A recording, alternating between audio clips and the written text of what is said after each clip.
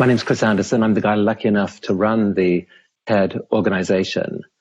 It's a treat to be here with you. Thank you so much for taking time to come and be part of this. This is new for TED. This is, we're known for TED Talks. Here we're going to spend an hour in conversation with some of the world's wisest people, because this is a moment when we need that wisdom more than ever. So we're facing the pandemic that we warned about. These are extraordinary times we'll remember for the rest of our lives, I suspect. And it's not like, the battle is just the external battle, the battle against the virus, the decisions that our leaders make. There's this other battle as well that is probably equally as consequential. It's a battle that's going on right inside our minds. I mean, if you're anything like me, you've had this real roller coaster of emotions the last few days, weeks. This is scary. This is different. This is alarming. We don't know what to make of it, a lot of us. And the decisions we make collectively, I think, are going to be hugely consequential. On one scenario, there's a chance that we can use this moment to build community, to build bonds with each other, to get to know each other in different ways, to spend time with people we haven't spent time with, to look for the best in each other. And on another scenario, our fear and anger will drive us apart. I'd like to introduce the questioner in chief, my wonderful colleague, the TED's Current Affairs curator, Whitney Pennington Rogers. Thanks so much, Chris, and hello to everyone joining us all around the world. Chris will be back later to take part in this conversation. He will come with some of your questions. And so on to our guest. As Chris mentioned, there's so much happening in the media, so much conversation around the coronavirus, and oftentimes it's focused on the things that our government officials are doing, the decisions that they're making. Also, what's happening to our lives physically? What are some of the changes that we're experiencing as far as working remotely, social distancing? But what often is overlooked is the social and the emotional toll that this is all taking on of all of us, which is a really critically important and a very real part of how we're all experiencing this pandemic. And so we're really thrilled to be joined today by renowned author and Harvard Medical School psychologist Susan David. She gave a hugely popular TED Talk about emotional courage and the impact that understanding your emotions can have on your lives, on our lives. And so we're excited to chat with her about how we can approach this as we're experiencing this pandemic in this moment. Thank you for inviting me into the conversation. I'm delighted to be part of it. I really appreciate it. Thank you so much for being here with us today, Sue. We're again excited to have you. And I guess first and foremost, how are you doing? How are you holding up? Well, I think like everyone, we're doing the best we can given the circumstances. My husband is a physician at MGH, and it's really a stark reality when one week you're saying, can you pick up groceries? And the next week you're exchanging emergency contact information if something were to go wrong. So we're all living this reality, and I think trying to find the inner resources to do that in the best way we can is just of profound importance right now. So thank you. Yeah, no, definitely. I'm glad to hear that you're managing and hanging in there. Your work is so focused around how we can best prepare ourselves emotionally and psychologically for these moments of change and complexity. And you have this really beautiful saying about life's beauty is inseparable from its fragility. What does that mean, and how does that apply to the current moment we're all experiencing? Well, I think we all know this internally at some level, that there is this complex and intimate, beautiful relationship between the beauty of life and the fragility of life. We love and then we lose. We are healthy until we are ill. We in jobs in which we're needed until those jobs are no longer. We might, roll our eyes and yell at our kids and ask them to tidy their rooms. And then one day there's silence where that child once was. They're now making their way in the world. And so there's this complex interplay between the beauty and the fragility of life that just is what makes the wholeness of life. And yet, so often in our narratives in society, we talk about, focusing on success and being positive all the time and goal setting. And, there's this whole, even our avoidance that we have really, I think at a very broad level in society, our avoidance of talking about what is the most common feature that all of us, or common experience that all of us will go through, which is to die. And yet so much of our society is constructed around preventing, avoidance, denial of this reality. And, the circumstance that we're in now is not something that we asked for, but life is calling on every single one of us to move into the place of wisdom in ourselves, beyond the thinking, judgy, county mind, into the space of wisdom and fortitude and solidarity, community, courage. And it's a calling for all of us right now that I think is just so enmeshed in what is in our absolute undeniable reality, the fragility of life right now. Thank you for that. And I think that for a lot of us, when we're thinking about how our lives have changed, and we are approaching this idea of happiness, so many of the things that at one point really did bring us a lot of joy, being able to go out with friends and socialize and spend physical time with loved ones, so many of those things have changed. So, I guess in this moment, how do you advise that we cultivate happiness and joy with everything that's going on? Well, so just to be clear, firstly, I'm not anti-happiness, which you'll understand why I'm saying this as I progress. I think, though, that often, again, we have this narrative in society that is about be happy and be positive. And whilst that may sound like it's the right thing, and it sounds like that is the thing that we should all be saying, just keep positive, or when people are experiencing cancer, they're told to just be positive, or when people are being marginalized or discriminated against, to stop being so angry. We have in our society this almost judgment that happiness and joy are the most important emotional experiences that we can have. And on the other hand, the so-called bad or negative emotions are frustration, anxiety, grief, loss, fear, sadness. And so what we do is we often become very comfortable with happiness, and we become uncomfortable with those difficult emotions, and we push them aside. But I think what so often happens when we try to pursue some idea of, well, going out was what made me happy, or I can't go clubbing this weekend and now I can't be happy, is what we're doing is we're basically establishing the anchor point of happiness around expectations or goals. And what we know, actually, when we look at the scientific literature, is that when we overly strongly focus on happiness as a goal, we actually become less happy over time. And it's this really interesting paradox, because we almost seeking something as opposed to just living our lives in a way that is compassionate and accepting. What I would say is that rather than trying to find happiness, I think now for all of us is actually a space for us to come into ourselves, to come into our emotions, to not try to brush away the grief or the loneliness or the anxiety, but to rather face into that. One of the stories that I spoke about in my TED Talk, which has really stuck with me my whole life, was when I was about 5 years old, I became absolutely aware of the fact that I was going to die one day. And this is very normal. Around the age of 5 or 6 years old, children become aware of their own mortality. And I became aware of the fact that I was going to die and that my parents weren't going to be around forever. And I would find my way into my parents' bed at night, squeezing between the two of them.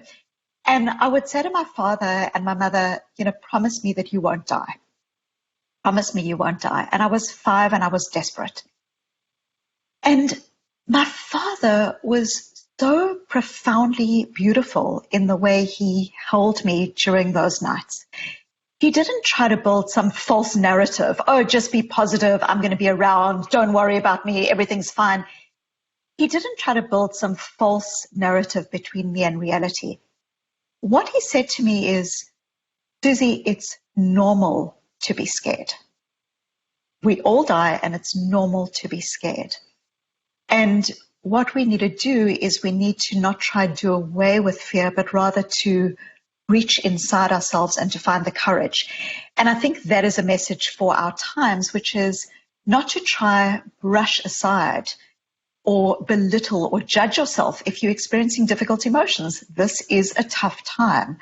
But rather, if we can use strategies to enable us to be with those emotions in healthy ways, which is the whole foundational experience of what I call emotional agility, this is ultimately what will enable us to bring the best of ourselves forward in every aspect of how we love and how we lead in these times, how we parent, and how we come to ourselves. And I think that that's exactly what we'd love to hear more about, is this emotional agility that you just referenced. Maybe just first start there. What is emotional agility? What are the main tenets of this philosophy?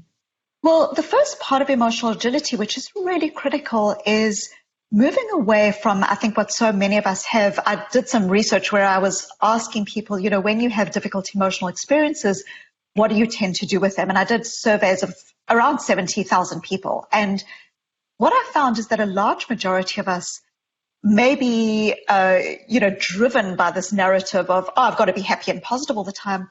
What we tend to do when we have these difficult emotional experiences is we judge them, we belittle them, we push them aside, or we get stuck in them. So the language that I use is we often bottle our emotions, we rationalize them and we push them aside, or we brood on them and we get stuck in them. And what emotional agility is, and I can talk about this, in terms of its principles, but also its strategies in more detail, but really what emotional agility is, it's the ability to be with ourselves, our full selves, our full emotional experience in ways that are compassionate, because this is tough and these emotions are real. So we need to be compassionate with ourselves and others. We need to be curious. What is my frustration telling me about what's important to me? What is my guilt telling me when I'm interacting with my children right now?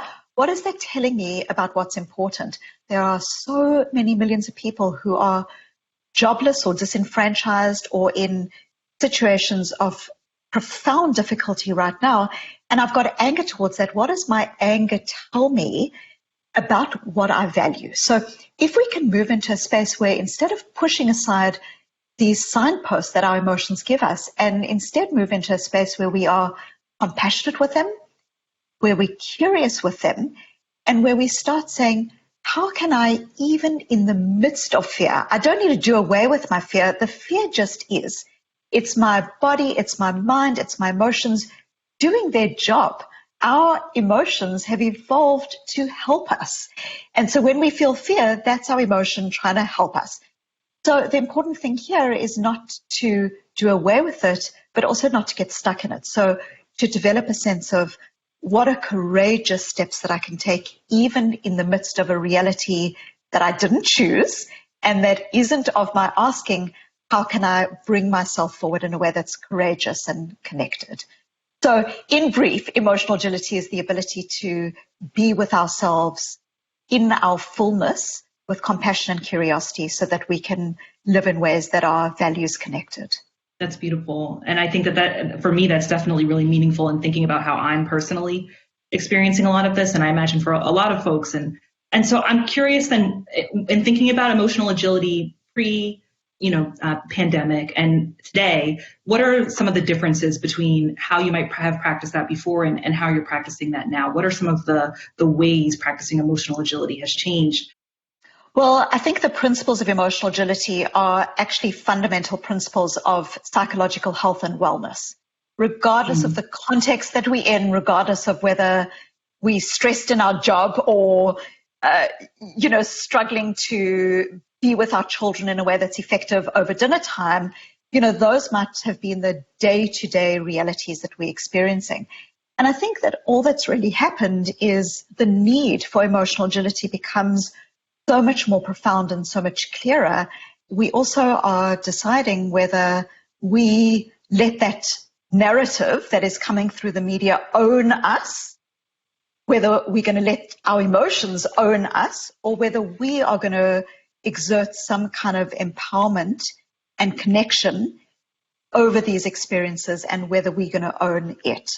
And, what always just comes to mind, and it's probably, a very oft used phrase, but it really, I think, is so profoundly important right now. I think as I'm speaking of that beautiful Viktor Frankl idea, Viktor Frankl, who survived the Nazi death camps, who describes what I think is the most profoundly powerful human sentiment. And it's this, that between stimulus and response, there is a space. And in that space is our power to choose. And it's in that choice that lies our growth and freedom. We didn't choose these circumstances. Often what happens is we get hooked. We get into an experience where there's no space between stimulus and response. We either mindlessly, go onto our Twitter feeds and we engage with the news and we catastrophize, or we're feeling so stressed out, or we're avoiding. And so I think this is really a time of getting space between stimulus and response. We do that by being open to what we're experiencing, by saying, what do I need to do here, by being intentional and the particular strategies. So I think in short answer to your question, emotional agility are basically the skills that are foundational to wellness within ourselves, to being healthy within ourselves every day. What's happening in this context is we are needing to bring those skills with greater courage and strength to the situation that we face. I'm curious too, I guess, and if we can look at some specific issues that people might be experiencing. I think one of the big ones with social distancing is that a lot of folks who at one point, went to an office are now working at home. They're working at home, They're sleeping at home, relaxing at home. And so maybe in talking about that specifically, what are some of the ways this might impact us? And then what are some areas that you think you can apply from emotional agility to this new normal? Yeah. So, and a very important point here is I think, when I talk about having more space to have these experiences, of course, that doesn't mean we are always alone. We might be, as I am. I've got 2 young children who are now home from school, and I'm trying to do my work and I'm trying to look after them. And there's a lot that's going on. But we aren't spending hours commuting, most of us. We aren't spending hours distracting or avoiding outside of the house. So we're really starting to think about, how am I using what I've got in this space, in this context right now? So, one of the things that I think is really profoundly important is when we think about social distancing, I think a better way for us to all be thinking about this, originally the media had used this language of social distancing, but actually what we're thinking about here is physical distancing. Physical distancing. We can still, if we are social creatures, which many of us are, we still need to be able to look for meaningful quality interactions that are really critically important to us right now. So we know that we can be lonely in a crowd. We don't need, when we think about loneliness is not just, oh, I'm by myself, therefore I'm lonely. You can be in a crowd of people and be lonely. So what is it that we think about when we think about how do you mitigate against or how do you ameliorate loneliness?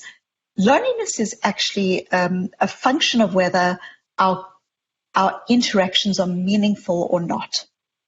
So again, to this idea that emotions tell us a story, behind our most difficult emotions are signposts to the things that we care about.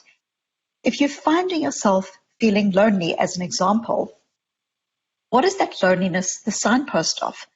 The loneliness is often the signpost that you value presence and connectedness, and that you don't have enough of it now.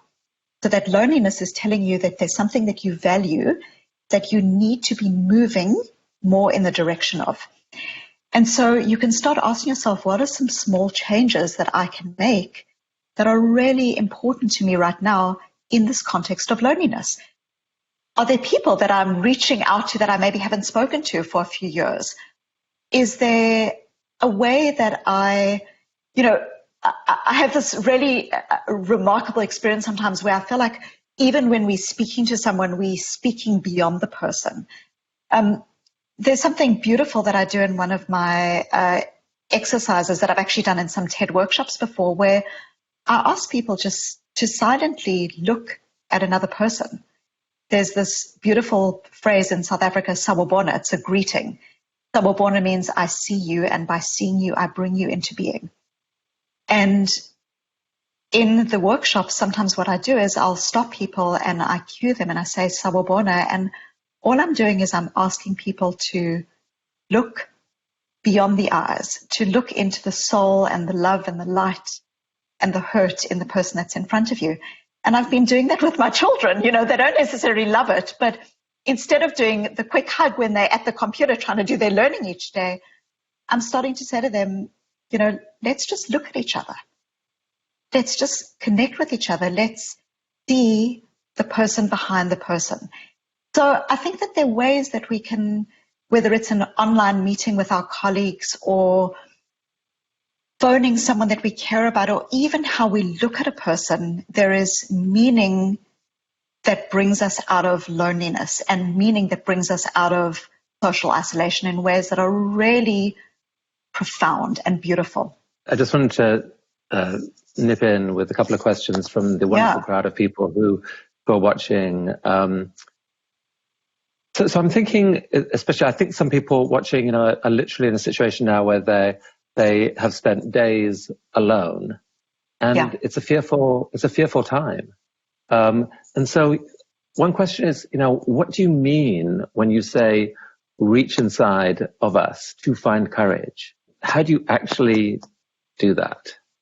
Well, firstly, what we know is the way fear operates. So when people are feeling fearful or when the situation is ambiguous, as it is right now, usually what we try to do, and this is literally a cognitive reality for us, is that our mind tries to fill in the blanks. So we don't know the answers and we try to fill in the blanks. So we might catastrophize, or we might, you know, develop huge amounts of anxiety, or we go to our Twitter feed in search of the answers.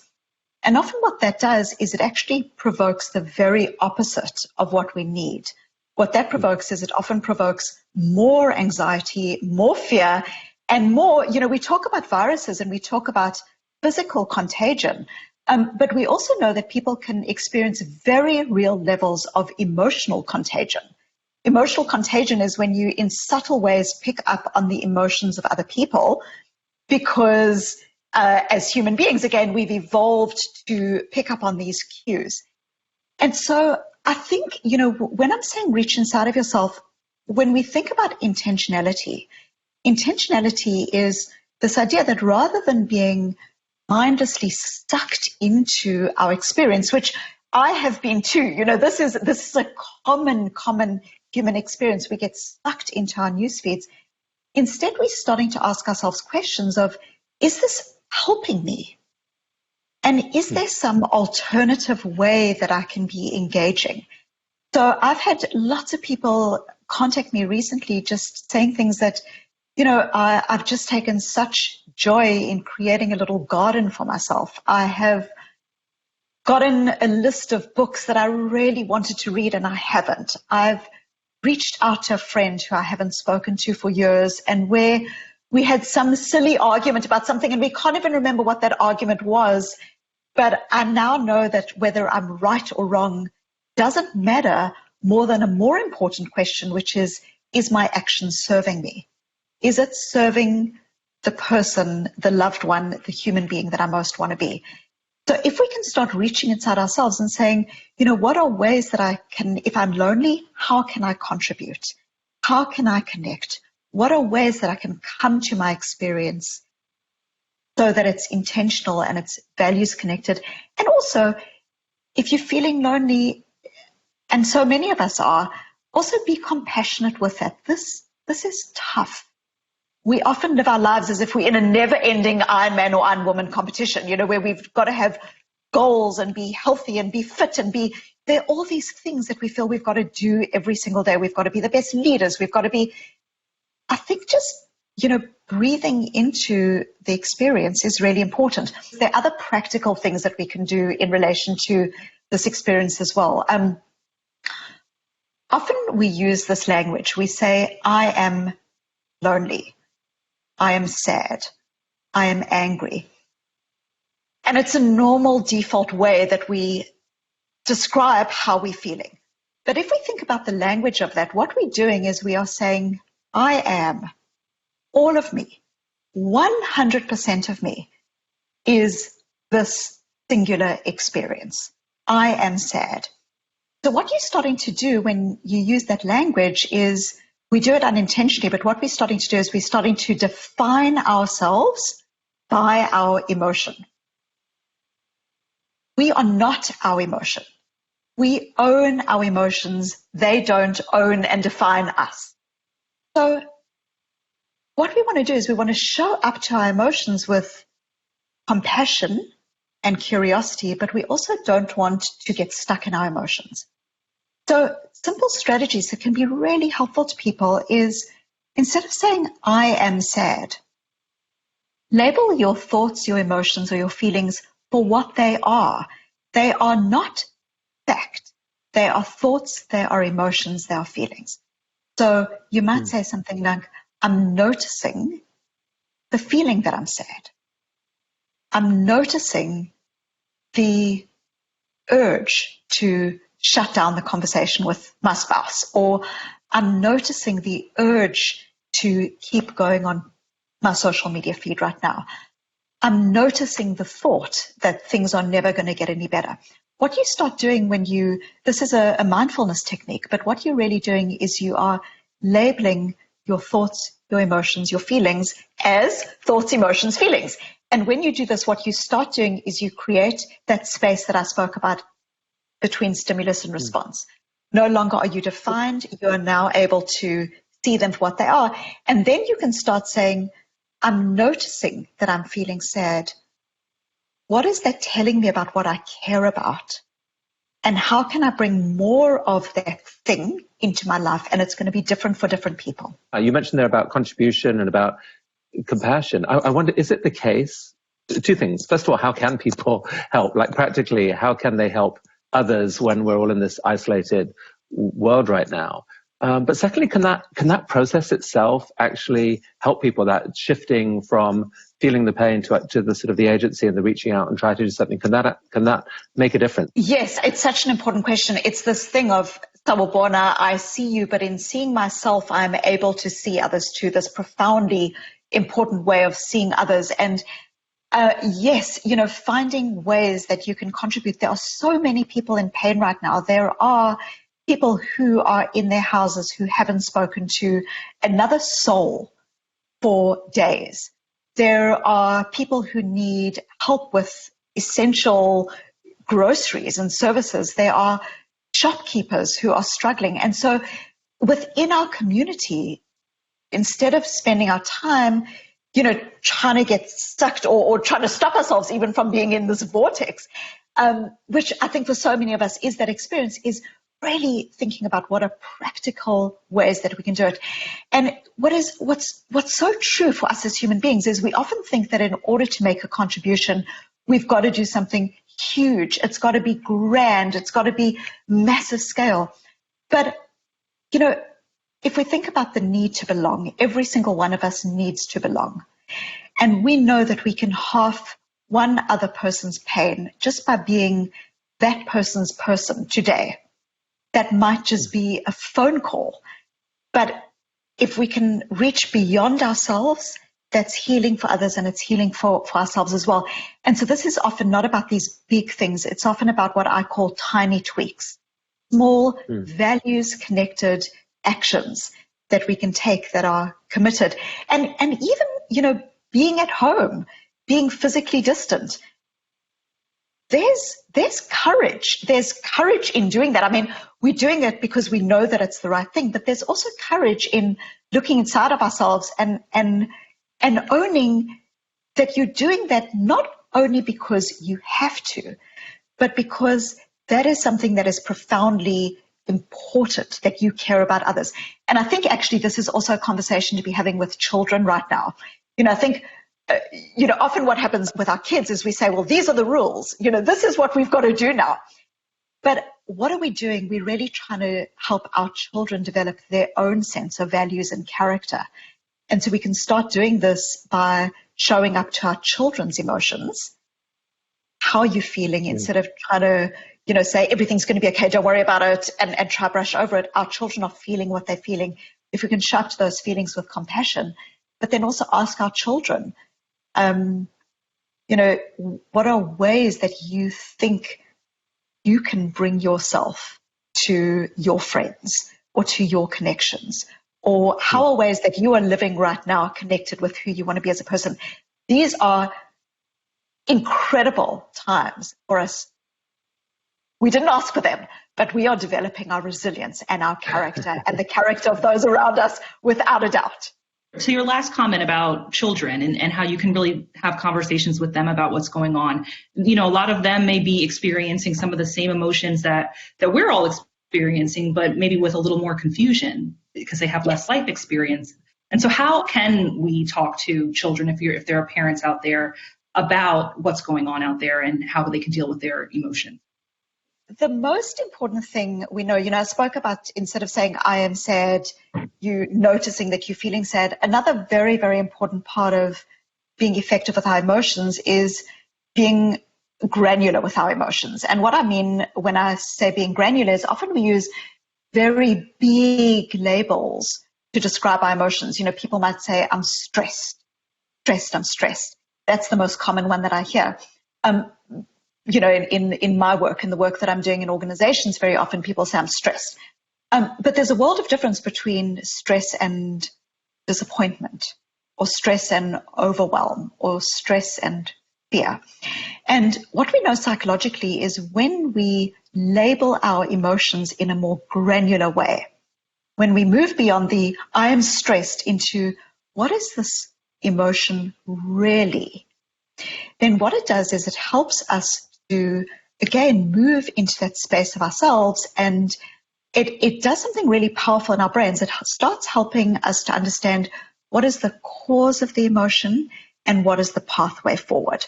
So we're now moving beyond this, it all feels stress, into this is overwhelm. I can do something with overwhelm. I can create pockets of control, okay? If my stress is lonely, I can look for opportunities to reach out. So emotion granularity is really important. When it comes to children, the same applies. We often, as parents with really, really good intentions, want to just jump in and say, the child says, Mommy, I'm worried. Don't worry, it'll be okay. And again, I take that lesson of my father, it's normal to be scared. What we know for our children is simply showing up to them, simply seeing them and holding space for them to feel what they feel is probably the most important way that children can develop a sense of security in the context of chaos. So that's the showing up part. The second part is, again, we are wanting children to feel that their emotions don't own them. When we say to kids like, oh, don't worry, everything will be okay, or just be happy, what are we teaching? We're teaching that some emotions are good and some emotions are bad, and that the bad ones should be done away with. And so when we do that very often, children don't get practice with feeling what a difficult emotion feels like, and they don't then develop the strength and the capacity, the psychological resource that builds. So when a child is feeling what they're feeling, that's what they're feeling. If we can show up to that with compassion, that in of itself is probably the most powerful thing. Then another thing that we can do is we can start helping that child to label their emotions. We know that children as young as 2 or 3 years old are able to start differentiating between angry versus sad. I feel rejected, or I feel it's unfair. Okay, so children are starting to develop this language. And when our children are going through difficulties, we can help them to do that. Like, is it that you feeling, stressed here, or is it that you're scared? Are you lonely? Are you, what is it that's going on for you? So helping our children to step out of their emotions so that those emotions are data, but they're not directives. They're data, they're telling us what we need, but they're not calling the shots. And then we can start helping our children to say, so what is it that you need right now? Do you need us to organize a Facebook conversation with a friend? But at the end of the day, all of us, every single person listening, every single person who will be listening, every one of us is doing the best we can with who we are, with what we've got, and with the resources that we have available to us. The most important thing that we can do with ourselves, and it will then be role modeled to our children, is to be compassionate with yourself. And that moves us into the space, instead of judgment, and not enough and never enough, into the space of being and resilience and grace and dignity. Some people are asking almost not so much about fear and depression, but about just focus. Like people who've had their academic life, their year has been disrupted. What can I do to find any focus and to pay attention to? So, yeah, I mean, life is right now conspiring against any kind of focus. And at the same time, we've almost got all of us as a society like a forced amount, a forced time of needing to re-galvanize ourselves. And so I think for every person, firstly, recognizing what are some of the things that you are doing that are unintentionally literally sucking the life out of your day. It might be the constantly checking the numbers. It might be, going down a rabbit hole of epidemiological studies. There are different ways that we are just having this conspiring against our attentional resources. And again, trying to navigate what's going on with children and with elderly parents. There's just so much going on. So I think, one of the most important things that we can do is, as far as you can, try to establish pockets of control. There's lots that's out of our control. We don't control almost all of this. What can we control? We control how we respond. We can control how we connect. And we control how we are, to the best of our ability, able to segment our time off. So if for you that means that your control that day is simply making a list of what food is going to be on the table, or whether that control is putting your cell phone in a drawer for an hour every day, or whether the control is, shutting something else off. We are family, we love music, and we always dancing around the kitchen, and we love, and that's one way that we bring joy to our lives. But I've actually been finding that there's so much noise in general that for me the control is actually the control of exerting some kind of silence in the environment wherever it's possible. I haven't left the house for 2 weeks. And the first week was absolutely, it was chaotic with all of the stuff going on. And I found for me being able to just think about, okay, if this lands up being some kind of forced sabbatical that I didn't ask for, but if that's what it is, what are the 3 or 4 things that I need to be doing every day that are going to create some kind of routine? And what are ways that I can think of other projects that I want to do? So we created some kind of routine for my children. And it's not perfect. None of this is perfect. But it is what it is. It's these pockets of control that give us back our sense of agency, and that's really critical. So these conversations are very high on the Maslow pyramid. How do we who have the privilege to have these conversations support those who are out working on the front lines, who don't have the luxury of taking time for introspection? That's exactly right. Every single one of us has very, very different circumstances. And I've been thinking so much about individuals, for instance, who might be in situations of domestic abuse, or where children are feeling physically unsafe, and where going to school was literally what was saving that child. And this is where my heart goes to. This is where our connecting with others, there are things that we can do that can be helpful. There are crisis text lines that are currently looking for people who are available to be a helpful ear to individuals. There are ways that we can support businesses. Is there a way that we can buy gift cards these are very practical and micro suggestions, but I think that they're important because there is real suffering. And this is not just about, how can I move myself into a higher plane of being and compassion and restoration, because it's not. The reality for many, many, many people is that I don't have food in my house. And this is why us coming together as community and being values connected and saying, how can we help? What are little big ways that we can help is fundamental. This right now is the marker of our ability as humanity to come together and to fight back against this pandemic. So putting the camera back, Susan, you as a psychologist look at this overall situation. People, you can see things going in two ways, because the world's conducting this massive psychological experiment we've never had done before.